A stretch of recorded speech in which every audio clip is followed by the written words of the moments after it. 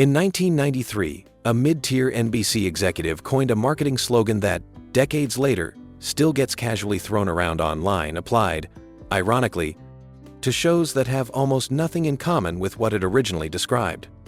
Must-see TV. At its peak, the block of shows it promoted was pulling in roughly 75 million viewers across a single night. Not a single episode's total audience over its lifetime 75 million people watching at the same time, on one night of the week, on one network. That number is almost incomprehensible by today's standards, and by the end of this video, you'll understand exactly why a number like that will probably never happen again, and why one very specific, very narrow decade of television made it possible in the first place. To put that number in perspective, consider that even the most successful streaming premieres of the last several years, shows with entire global marketing campaigns behind them, released to hundreds of millions of subscribers across dozens of countries, simultaneously, routinely fall short of what a single ordinary Thursday on NBC used to deliver, week after week, using only a handful of broadcast channels and no algorithm at all. That's not a knock on modern television's quality. It's a sign that something about the actual conditions television operates in has changed so completely that the old numbers have become almost structurally impossible to repeat. But here's the twist that changes the whole story. NBC's Thursday night dynasty wasn't actually the beginning of the golden age of sitcoms. It was the second act. And the first act nearly ended the entire art form before it had really finished being invented. Act 1. The format that almost didn't survive its own success. Sitcoms, as we understand them, essentially started as a technical compromise. I Love Lucy, premiering in 1951, needed a way to film comfortably in front of a live studio audience while still capturing usable footage for broadcast, and the multi-camera setup that solved that problem became the backbone the entire genre was built on for the next 70 years. A handful of standing sets, a live crowd reacting in real time, and a format that rewarded fast, verbal, theatrical comedy because there was nowhere to hide if a joke didn't land. For the next 3 decades, that format cranked out hit after hit: The Dick Van Dyke Show, The Andy Griffith Show, Norman Lear's socially pointed 1970s comedies, like All in the Family, Maude, which pushed the genre into genuinely controversial territory for the first time, tackling racism, sexism, and war on a set that used to be reserved for gentle domestic misunderstandings. By the early 1980s, though, something had curdled. Primetime had been swallowed by glossy primetime soaps like Dallas and Dynasty, and industry insiders were seriously questioning whether the sitcom, as a format, had simply run its course. Then, one show almost single-handedly reversed that entire trajectory. The Cosby Show premiered in September 1984 and became the #1 series in America for 4 consecutive years, a feat matched at that point only by I Love Lucy and All in the Family themselves. It didn't just save the sitcom commercially. It proved the format could still surprise people, still evolve, still matter. And it did something else, almost by accident. It gave NBC, specifically, a reason to believe that comedy, not crime dramas, not soaps, could be the network's signature product. That belief is exactly what set the stage for the moment this video is really about. Because what happened next wasn't a lucky accident. It was a business strategy, executed with a level of precision the television industry had never really attempted before. And it started with a decision that, on paper, looks almost too obvious to be genius. Act 2. The deliberate construction of a dynasty. Here's a detail that tends to get lost in the nostalgia. NBC's dominance of Thursday nights wasn't a happy coincidence of several great shows premiering around the same time. It was a strategy that had already been underway for over a decade before must-see TV ever became a marketing slogan. As far back as the 1980-182 season, NBC had begun deliberately assembling a 2-hour Thursday comedy block, testing which combinations of shows kept an audience locked in from 8 o'clock straight through to the 10 o'clock news. By the mid-1980s, The Cosby Show, Family Ties, Cheers, and Night Court had become the anchor of that block, training an entire generation of viewers to treat Thursday night as appointment television years before the phrase must-see TV existed. So when NBC promotional producer Dan Holm coined that slogan in 1993, he wasn't inventing a phenomenon. He was finally naming one that had already been quietly under construction for over a decade. And the network's leadership at the time under entertainment president Warren Littlefield, understood something that feels almost radical by today's standards.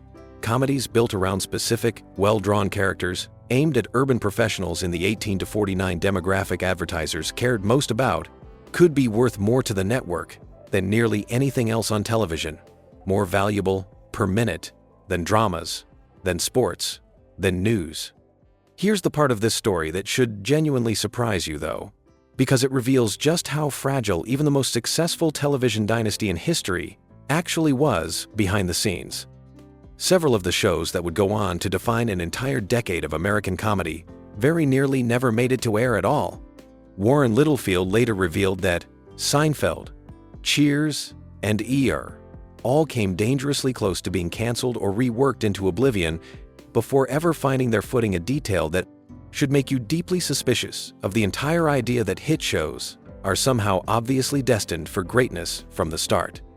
And in a detail that sounds almost fictional on its own, Littlefield once offered Jerry Seinfeld more than $100 million for a single additional season of Seinfeld, an offer Seinfeld turned down, choosing instead to end the show on his own terms, at what he judged to be its creative peak.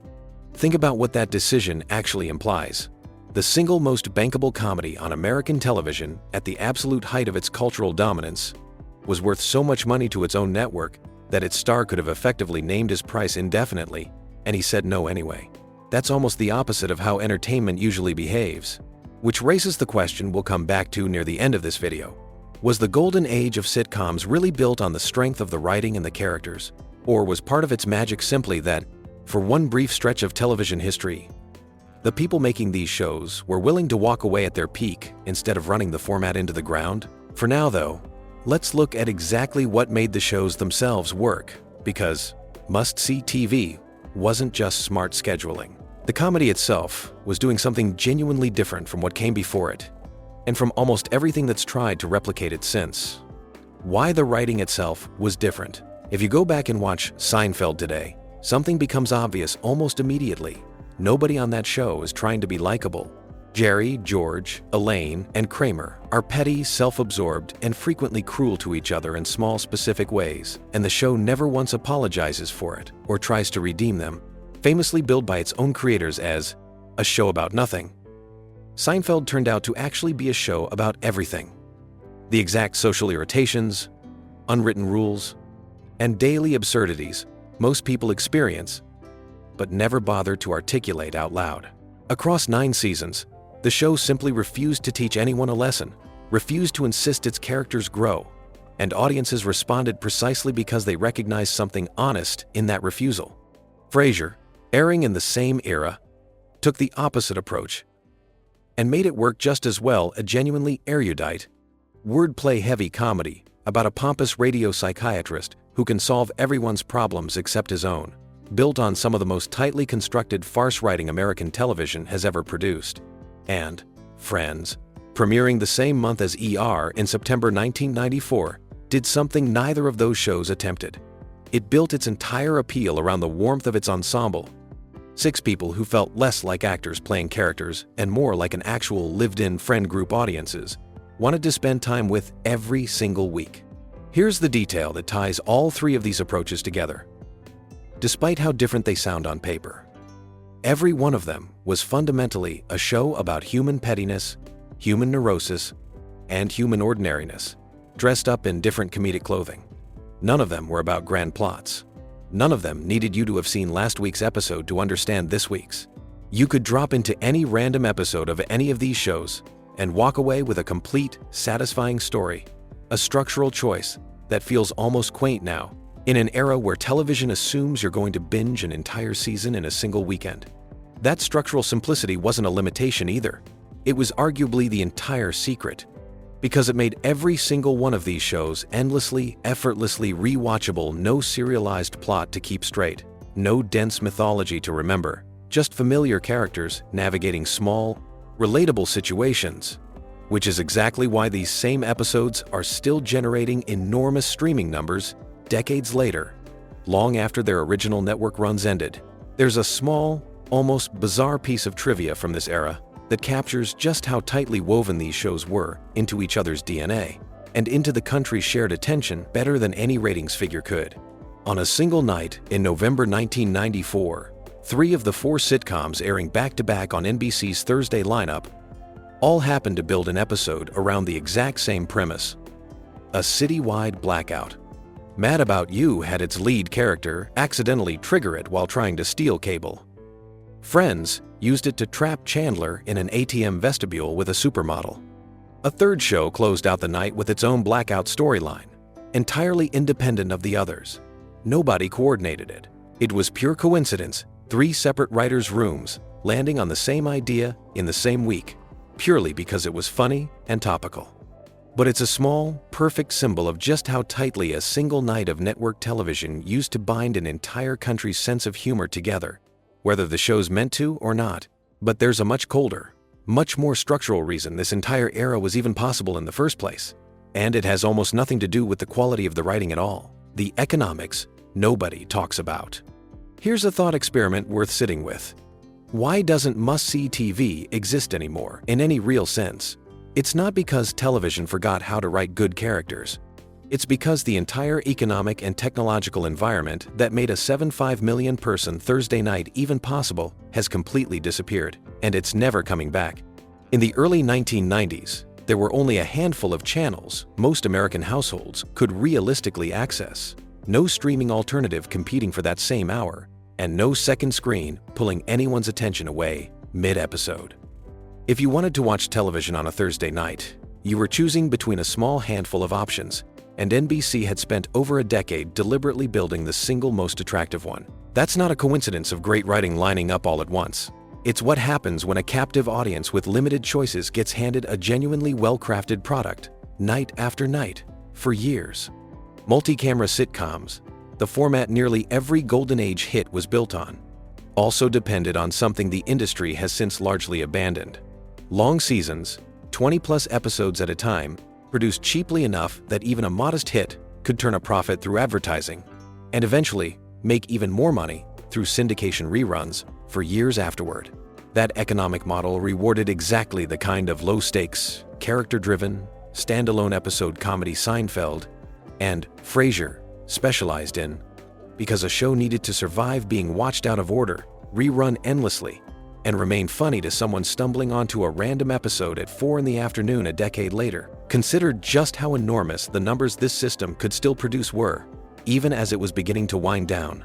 In May 2002, the season finale of Friends, a comparatively minor episode by the show's own standards, not even its series finale, pulled in an average audience of nearly 34 million viewers for a single scene, more than every other network's entire Thursday night lineup combined.